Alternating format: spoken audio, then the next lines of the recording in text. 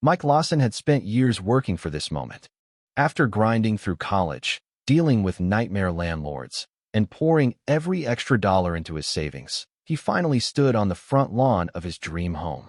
It was everything he had ever wanted: a modern, two-story house with a sprawling backyard, a covered patio, and the crown jewel, a pristine, in-ground swimming pool. It wasn't just a pool, it was a symbol of all his hard work. The first time he stepped into the water, he let the cool embrace remind him that he had made it. He had done everything right. He researched the market, negotiated hard, and even accounted for the pesky Homeowners Association, HOA, fees in his budget. The HOA had rules, sure, but Mike was a reasonable guy. Keep the lawn neat. No problem. No weird paint colors? Fine. No wild parties? He wasn't much of a party guy anyway. For the first few weeks, life was perfect. He spent evenings floating in his pool, grilling on weekends, and soaking in the quiet suburban peace. Then came the first letter.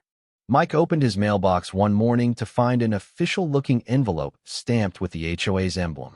Inside was a notice, neatly typed and full of legal jargon, but one line stood out. Per HOA Bylaw 14B, your backyard pool has been designated as a community amenity, open for resident use. Mike read it twice, thinking he must have misunderstood. Community amenity? His pool? The one he paid for, maintained, and enjoyed in private? No way. He flipped through the HOA bylaws, which he had admittedly skimmed when buying the house. Buried deep in the fine print was a vague clause stating that any amenity benefiting the community could be reassigned as public property if the HOA deemed it necessary. Mike clenched his jaw. This had to be a mistake. The next day, he attended the HOA board meeting to clear things up. What he walked into felt less like a discussion and more like a tribunal. The HOA board sat in a semicircle inside the neighborhood clubhouse, their expressions ranging from indifferent to outright smug. At the center of it all was Karen Whitmore, the HOA president. Karen was the embodiment of HOA tyranny, meticulously dressed, clipboard in hand, and exuding the confidence of someone who had spent years dictating how high mailboxes should be. She offered Mike a patronizing smile as he approached. "Ah, Mr. Lawson," she said smoothly. "I assume you're here about the notice?" Mike tossed the letter onto the table.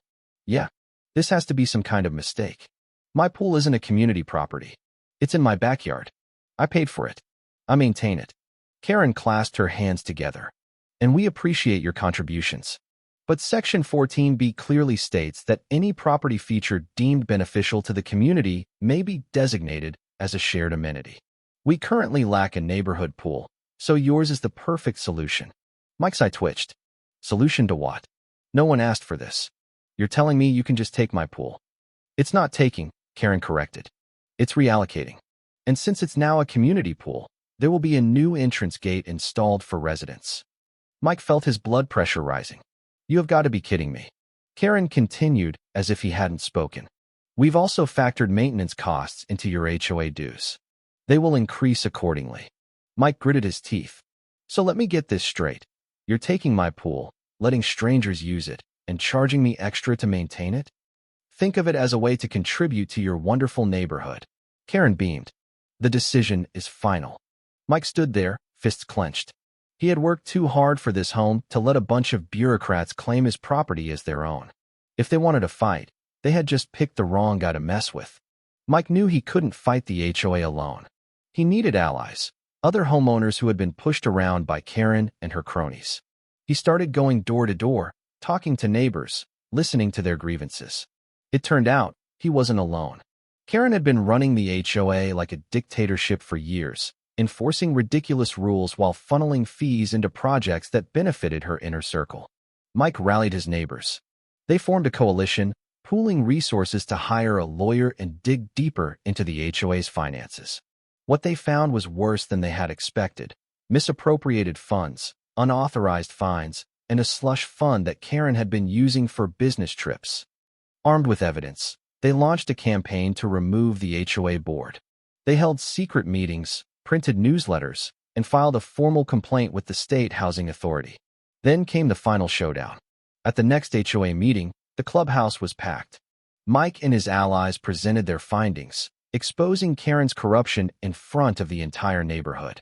Homeowners gasped, murmurs filled the room, and Karen's carefully crafted empire began to crumble.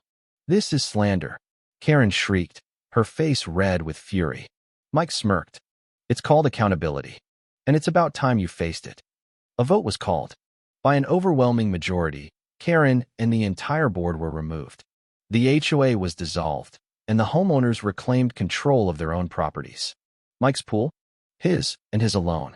A week later, Mike floated in his pool, a cold drink in hand, watching as his neighbors celebrated their newfound freedom. The HOA was gone. Karen had retreated in disgrace. And for the first time in months, the neighborhood felt like a community again. No more ridiculous rules. No more extortion. Just people enjoying their homes, as they should. Mike closed his eyes and smiled. Home sweet home. The end.